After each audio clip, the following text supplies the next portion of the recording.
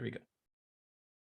Hey everybody, this is Ramon Ray, founder of smarthustle.com. Thanks for joining me for another what I think is going to be, in fact, I know it's going to be exciting, informative, insightful podcast discussion all about small business growth, which is all we do here at smarthustle.com. If you're hearing the sound of my voice, it'd be really great if you give me a 5-star review, especially if you like what you're hearing. If you don't like what you're hearing, that's fine too. A 5-star review is still asked for. So welcome to the Smart Hustle podcast. We're gonna have a great time today talking to Marten. Wait for it, Marten Abrahamsen, CFO of Fundbox. Marten, thanks for being here. How are things in your world with the people you love, with your family, with friends? How are things with you today, Marten?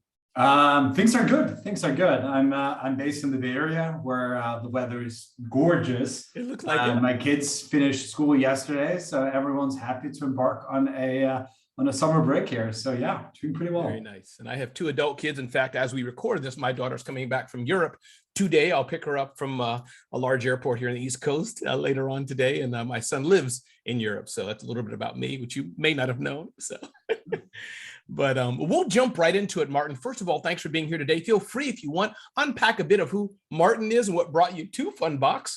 And then more importantly, as it were, for this conversation, do feel free to take some time to help us understand what is Fundbox. I have an idea of what it is. In fact, I think I've used it once or twice just to test it, and it worked pretty darn good and pretty darn fast. But tell us a bit, Marten, who you are and what Fundbox is all about. Yeah, absolutely. So I'll start with myself first. So I'm Marten Abrahamsen. I'm actually born and raised in a small town in Norway, and then slowly made my way, first Norway, moved to England, and then after that moved to the US. So I've been here now, I guess this is my 13th year in the US, and spent the bulk of my career on the investing side. So I was first a private equity investor and then a venture capitalist for about a decade. So I've been working with fast growing technology companies for a long time, including many of them in the fintech space. And while that was an incredibly exciting role to have and ability to work with many companies, I feel like I was missing out on spending time with the single companies and truly building something. So I made the move from being an investor to being an operator about 2.5 years ago.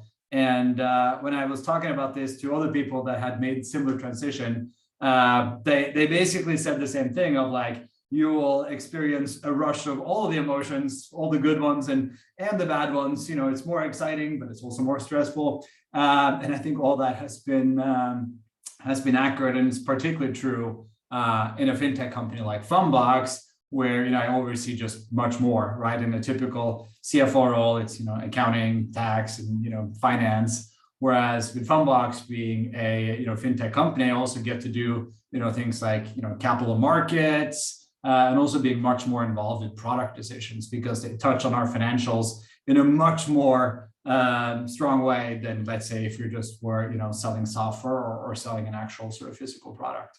Absolutely. I'm curious, what was the transition like? I want to respect your time, but I am curious, going from investor or, venture capitalist where you're, I guess, investing or watching other people's money, correct me if I'm getting it wrong, but something like that versus where you're operating and it's your budget or something like that. Can you I'm curious, 2 or 3 things like differences, if you could remember, what is it?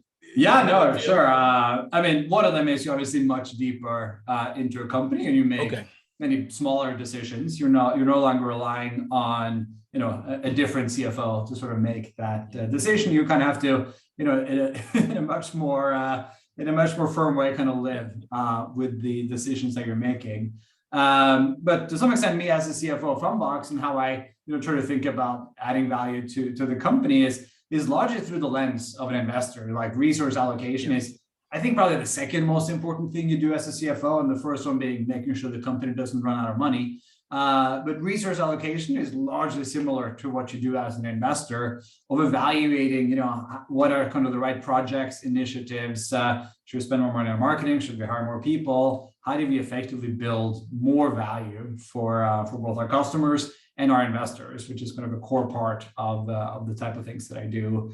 And I actually joined Fundbox in the very beginning of 2020. So I was about 13 weeks into my career as a CFO when COVID sort of properly hit in the middle of March. So it was a very steep learning curve to shift from being using some fancy words from a kind of a peacetime CFO to a wartime CFO.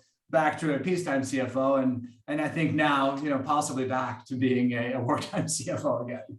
That is true. I love that analogy, and it's so true. I think it definitely, depending on where you are, what you're doing in life, whether you're a waiter or a truck driver or CFO of a company or a small business owner like myself, definitely that was a transition. And I think those of us who are able to do it, by God's grace, we're okay, notwithstanding things happening to our families, but definitely that's an interesting time. And help us understand, Martin, as well, what Fundbox is. I like to put my foot in my mouth. So here's how I understand it, but you feel free to correct me and say, Ramon, you totally got it wrong. Here's how I see Fundbox in a nutshell, but maybe you've added some things. And I could have got this from you all, but you're a pizza shop owner and you have good revenue coming in. And you want you need some additional revenue for financing or growth or something like that. You go to Fundbox, click some buttons. You have some AI and fancy people back there quickly within milliseconds analyzing things. And X hours or days later, they say, yep, you qualify for 20K or 200K. Did I screw all that up? Am I on the right path? Oh, you could almost get a job, advertising Fundbox with that description. So love it. Very, very good. In your words, what's Fundbox? Yeah, so Fundbox, we describe ourselves as an embedded working capital platform for small businesses. So I'll unpack a little bit more what that means and the problem that we serve for small businesses. So we provide services and solutions to basically help these small businesses manage cash flow. And to use sort of the example that you just mentioned, our product is very often used by companies that end up sending out invoices. So you could be, an architecture firm, you can be, a handyman or construction company that will, perform some work and then send out an invoice. It'd be a nice paper. I don't really have an invoice nearby. Well, I have one right here. You would send out an invoice to someone and you would wait to get paid. And that could be 30, 60, 90 days later after you performed the product or service that you actually end up getting paid. So as a small business owner, you're just waiting for a customer that you've done some work for. You may have had, actual material costs. You may have obviously have your own time. You may have sort of direct expenses if there's someone on your team that you have to pay payroll to in the meantime as well, but you haven't received that cash yet. So the Fundbox working capital side on the credit is we basically allow these small businesses to get access to financing to sort of bridge this gap. We call this the net terms economy, sort of the mismatch between when you as a small business owner have your expenses and when you actually receive your revenue, which can be quite some time. And the staggering number here is that at any given time, small business owners in America are waiting to get paid $900 billion. It's just an obscene amount of money that is tied up in invoices that are sent out by small business owners.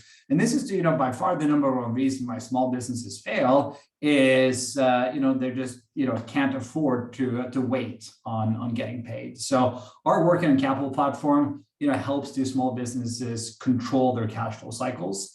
Because another thing that might happen is they could have a lot of demand for their products and services, but because they don't have the cash yet to purchase new inventory, they can't fulfill demand from their customers. They might end up losing these contracts. So with Fundbox, you can basically get access to new financing immediately. It'll allow you to go purchase new inventory that you can, modify or sell to your customers again and continue to grow your business. I love it. I'm going to ask you what I think is a difficult question because numbers is not my thing. I'm a marketer. Trust me on that. But I'm not even sure how to ask it. But what I'm trying to ask is that, can you talk about good debt, the good use of Fundbox, and things to stay away from? I think we'll agree that you don't want to earn, 1 million a year and be in debt 10 million. That's, I think, absurdity. But as I understand it, there's good debt, meaning if your cash flow is great, credit or whatever you educate me, but credit and all these things can be tools, good interest rate or whatever it may be, or you have a crunch and you pay it back and you grow your business, pay yourself, and then we small businesses live a great life. I know that was a mouthful, but can you help unpack, if you understand what I'm trying to ask?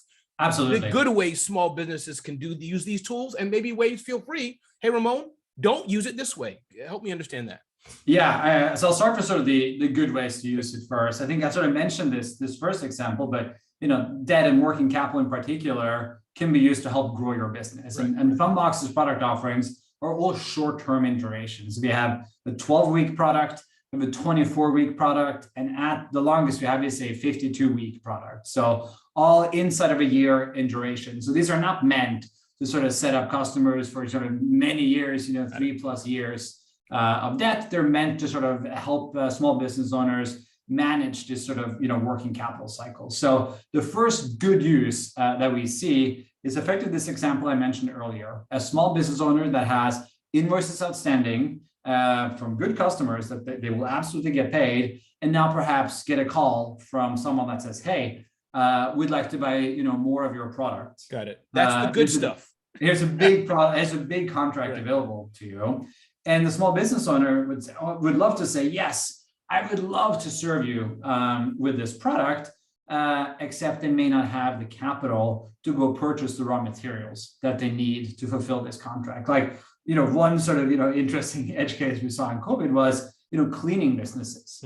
That, suddenly there was a huge influx of building owners and said, hey, I need someone to come clean the public spaces of my building. Then you had this, owner of a cleaning business, which I'm sure had done fine, for many, many years. Suddenly this was an amazing opportunity to basically get to charge whatever you want, and double overtime for employees, and everyone else should be happy, except the owner of the cleaning company had immediate expenses. Need to go buy more cleaning equipment, need to buy protective equipment against COVID, and probably need to pay his cleaning crew every single week. Like, they typically get paid on a weekly basis. And then they would go clean this office spaces or public spaces, send an invoice to the building owner or to the company. And especially if you were cleaning, a office space for a larger building or a larger client, nothing against big companies, but they're pretty slow at making payments. So, it could be a big contract, but you're not going to get that money, maybe that's 60 days from now. So this small business owner now has a choice of, wow, I wish I could say yes to this. It would be good for me as the owner. It would be great for the people that work for me, but I have expenses that I need to pay in the meantime. So that's a good use of using Fundbox to draw on your Fundbox line of credit in order to access the funding you need to make these initial investments in order to be able to serve a bigger contract. So I put that in sort of the category of good use. I think the other good use is, certain businesses are cyclical. They could have slow times, an extreme example, I don't think we have any, Christmas tree sellers, but, or ski resorts, right? But certain businesses go through certain cycles, and using a credit solution can be a good way to effectively sort of smooth out when you suddenly receive a lot of cash and when, cash flow might be a little bit tighter. So that's another way I also categorize it as a good use when all you need, most customers think about their business, not on a day-to-day basis, except that's how you need to manage it, but they look at it throughout the year and think, well, how much money do I make throughout the year? And for certain businesses, there are times of the year when I just need to survive through this time period in order to reach, whether it's Halloween decorations or Easter, anything else they need to get to in order to hit the time when your business truly thrives. So I would put those in sort of the good use of funding. Now, there's obviously also mentioned sort of what are some not good examples. And I think when you don't have certainty of, will I actually have funding to pay this back, you could sort of end up in a spiral, right? Where you have funding, you draw it, you don't have any new funding coming in, so you draw on it again to pay back previous ones, and suddenly this could balloon.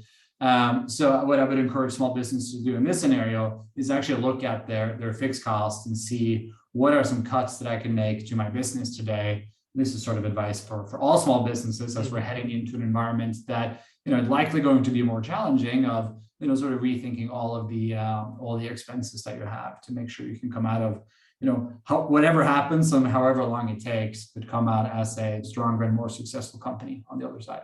No, I love that. That was like a 101 of financing. I love it. Is it fair to say that, for those who say, I have an idea, I want to create a new app, I have a dream that, and I probably mischaracterize it, but that's great. But that's where the former Marten, being an investor, or maybe a loan where you're saying, hey, this is a dream, it may fail, or whatever the thing is, that's where that's for. That's a different tool of money, if that makes sense. But for expansion, working capital, all day long, your business is growing.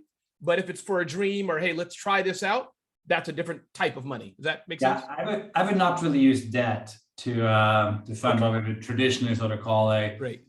venture better type of a company, because those are inevitably sort of a higher risk type of ideas that could obviously work out very well if it ends up being the next Instagram or something like that, and could also end up not so great if it ends up like a lot of other apps ended up not really getting the traction. So the typical sort of Fundbox customer will have been in business, for many years and have, predictable cash flow. So those are the type of customers that. Which is, I guess, am I right then, Martin? That's precisely the hole you're filling, the void in the market, meaning you're not there as of today. I don't know what's on your secret whiteboard, but as of today, you're not there for, I have a dream, I'm trying to get an investment, I want a loan to expand, possibly it may work to 10 cities. No, you want customers, I'm guessing, that are healthy, have great cash flow, and this is the ebb and flow of business. I don't have money to buy the 1 million pens that Walmart wants.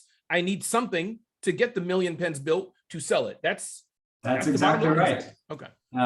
We serve small businesses with real revenues and that hires employees in all states, obviously not individually. Sure. But a typical sort of Fundbox customer, they usually have less than $1 million a year in revenue, and they hire anywhere from sort of really 1 to 20 employees. I think is sort of the sweet spot for the type of business owner that we target. Love it. As we're doing this interview, Martin, of course, where recession is a big word, put it that way, that's on the news headlines. Any advice? What are your thoughts when you hear that? We've been in recessions before. I've been hearing some pretty good YouTube videos. I've been trying to stay away from the conspiracy ones, but there's some pretty smart people out there. Once you hear people on this side or that side, it's some pretty good advice. And people have said, cash is important and stay true to it, and just operation, so many bits of advice. So I guess for you, what do you tell? What does the CFO Fundbox tell the $3 million business, the $700,000 business, 3 employees? And they're doing okay. They're doing pretty good, but gas prices are going to, whatever dollars it is, and still supply chain, all these things. What are the 3 or 4 things you're telling the average or the best Fundbox customer? What do they need to know when they're reading headlines that look pretty doom and gloom? Yeah, I think for starters, yes. If you just pick up any newspapers, it's a tough read, right? Like high inflation, rising rates. A lot of talk about recession that hasn't happened quite yet, but many of the experts are now saying it's only a matter of time. I think for small business owners, and I've now, since I joined Fundbox, talked to a lot of them, and I think one thing that they all have in common is they are incredibly resilient. They are so passionate about their business and their area of expertise, and a challenge like this is actually nothing new for a small business owner. Small business owners are constantly battling, access to raw materials, trying to find new people, and losing contracts, trying to get a new contract. These are things that have actually much bigger impact on a small business than it does for a very large company. So small business owners are actually used to these challenges. So I would say try to use this to your advantage. It's going to get harder. There's no doubt about that. So I think in terms of advice, I would make sure, if there are things you can do to boost your cash balance, if there are, certain parts of your business that you think are perhaps less efficient, I would try to cut down on those expenses. I would try to, reconsider your sort of marketing strategies or the things you can do there to be more efficient. I think one thing right now that's, sort of unique, and I'm not sure this has sort of ever really happened before, but we are in a supply chain driven recession. And we talked to a lot of our customers. They're not complaining that I don't have any work. They're complaining, I wish I had more products to sell. And raw material prices have meaningfully increased. I talked to the owner of my favorite burger place in San Francisco, Sam's Burgers, highly recommend. Okay, Sam's Burgers, did you hear that? Me and Martin are going to have to stop by there and get some. I'm going to have to be determined. They're the best burgers ever in North Beach. I talked to the owner there, and he told me that the price of literally the burgers and the patties and the buns have increased 40% over the past couple of months, which is a very large increase in the raw material cost. And this is a place that doesn't probably update their pricing that often. So I think he feels I have a lot of regulars, I need to sort of keep my prices where they are. So this is sort of eating indirectly into the margin of a small business owner. Yeah, no, that's powerful, Martin. I think that to your point, you're right. I think that even for me, the things I'm hearing is not to ignore it because we don't know where it'll go, what will happen. But I think that make sure we don't over panic. That's probably the thing, that I'm hearing most. And it seems like you're echoing that to not over panic. And I'm guessing, even though COVID was sad, things happened, possibly your family, my family, people, things happened to us. But I think that strong businesses got stronger. And what do people say that like in 2 years, in 3 months of technology advance and 3 years, whatever that saying is, people often say. So that was good for those people like you and I. Even I think you were talking about you got new office. I got a new office. I upgraded. So things we may be holding off on, right? It forced us all to do better. So absolutely, I think complement doesn't get happen. There was also talk about this great resignation and companies sort of leaving their jobs that they were perhaps less excited about to start their own companies. So there's been sort of a record number of new companies started as well, which is also very exciting for a company like Fundbox that is helping small businesses succeed. So there's a lot of good tailwinds for us and an ability for us to truly make a difference for these small business customers. Absolutely. And I think what the business you're in, I think is great because again, cash flow, I guess that's why, Martin, and by the way, if I didn't ask you anything you wanted to mention or anything you want to add, feel free as I come to the kind of the end of my discussion here. But I guess that's why on Shark Tank, which is I like the show. Some people hate it. I don't know who can hate Shark Tank. I love it. But, you hear oftentimes when it's an investment, like you were saying earlier, something for an idea, they're skittish. But if you're making money, every Shark Tank's like, that's easy. If you're making orders, we'll fund that all day. So to your point, that's what I'm hearing you say, that, hey, if your business is moving and you're selling, that's a good problem to have. You just need that bridge, if I'm hearing right. That's correct. Yeah. And I think the other advice I would have is, I don't see supply chain problems getting any easier. Yeah. So if you have access to purchase raw materials that you think you might need, that could also be a good use of a line of credit right now. Because if you are confident that you can purchase raw materials for $10,000, which will allow you to sell products worth $20,000, continuing to see strong demand in the market, that would again be a good use of your funding source. I love it. Martin, this has been a great discussion. Anything I didn't ask or anything you wanted to add? I'm not rushing. I got all day, but anything you wanted to add or talk about that I didn't ask you or talk to you about, feel free. Maybe I'll just finish, with some of the exciting things that we have on the docket here at Fundbox. So we have 2 new exciting products. Okay. Our first product is called Fundbox Plus, which is a membership program, which for a fee every month we'll offer you a number of great features, including certain discount, extended repayment plans, partner benefits, and priority account management. So that's a great new product for us that we think will enhance value to all of our customers. And then the other new product for us is a product called FlexPay, and that's our spend management solution that will help small businesses manage all their payables by automatically making all their outbound payments. So if you're a small business owner, this idea of, it's the 1st of the month or the 15th of the month when you typically make payroll, rather than having to sort of walk around thinking about, I got to remember to go into my account and make these payments. I got this invoice due on the 20th.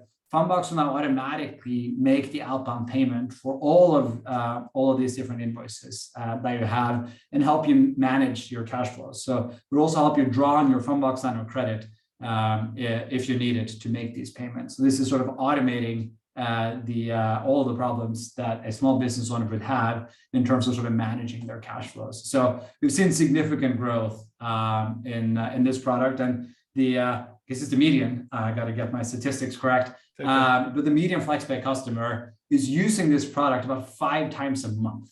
This sort of speaks to like the great product market fit that we've hit of automating and assisting small business owners manage their business, because most of them, I'm a CFO, I have like an accounting team that will pay all of our invoices, but most small business owners, the owner is the main person that delivers the product. He's also the CFO, or she's the CFO, she's the IT person, like they do everything, right? So if we can help these small business owners make their life a little bit easier, a little bit more predictable, that's exactly what we want to do here at Fundbox. I love it. I do want to, it actually reminds me of one question. It's a political question, Martin. So we'll see if you can answer it. This is a political question. We'll see if Marten Abrahamsen, the Fundbox, can take it. Why do you think, and again, this is not a dig to banks at all. Maybe they're your partners, so nothing, no names mentioning here, but why have banks been so slow to do what Fundbox and other companies like yours have done? They're the holders of our money. They have your money, my money. They're the best brands we have. Fundbox was started like yesterday, and many of the newer online funding options. I'm just curious. I mean, it's just a weird question because I'm wondering. I'm happy there's an alternative funding and alternative things, but and maybe Martin, as I'm asking this, I'm realizing I'm getting my own answer. Maybe we want banks to stay in their lane. We want banks to be very safe, old-fashioned, very secure, and there's an opportunity for ones. I don't know. Any thoughts on that? Just curious. Absolutely. I think it's actually a work stream problem. So, banks have spent hundreds of years actually getting the prime corner of Main Street for their branch. And their entire marketing strategy is effectively based on the biggest sign they were allowed to put up in the best location in town. And it's when you walk around like really any city, you notice like who's on any corner. It's almost always a bank, right? They pick the prime real estate. And what do they have inside of that prime real estate? They have humans, they have loan officers. And when you have a doggy dish too, a doggy dish. That's true, with some water in it. And when they made all this investment in sort of building out this physical infrastructure, all their work streams are typically based around that. So in order to get a line of credit from a typical bank, and obviously there are exceptions to this, and some are more digitally savvy than others, but on average, you will need to go into a physical branch office. You will need to talk to a loan officer. You will need to fill out the application. You will need to provide documentation. This loan officer will take it some sort of risk committee, and there's sort of a lot of back and forth. And this process can take, many weeks.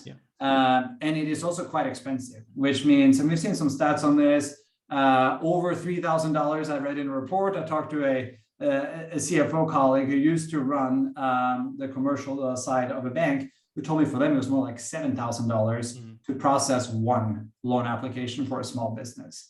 This effectively means that these banks, they can't profitably serve someone with a small line of credit because of this massive upfront expense related to underwriting. It's also not a great experience because if you're yourself, Ramon, if you can't, talk to me during the day, instead you have to go to the bank, you lose out on opportunities. And the same is true if you're a dentist, if you run a moving company, if you run a trucking company. You don't want to take away sort of the core hours of the day when you can do work in order to go into a physical bank. So banks, I think, have sort of two benefits. They always have a lower cost of funding and, greater, brand recognition. People know the Wells Fargos and JP Morgans of the world more than they know Fundbox. Sure. Now, here's Fundbox's benefit. We are smaller, we're much more nimble. We can process you in minutes with funding the next business day. And because we're online only with a super simple application that literally takes 2 minutes to complete, with funding as soon as the next business day. So it's a sort of completely different value proposition. And we even see this in our data that, small business owners typically, look at their funding offerings outside of working hours. And that's probably because during working hours, they're basically doing exactly that. They're working.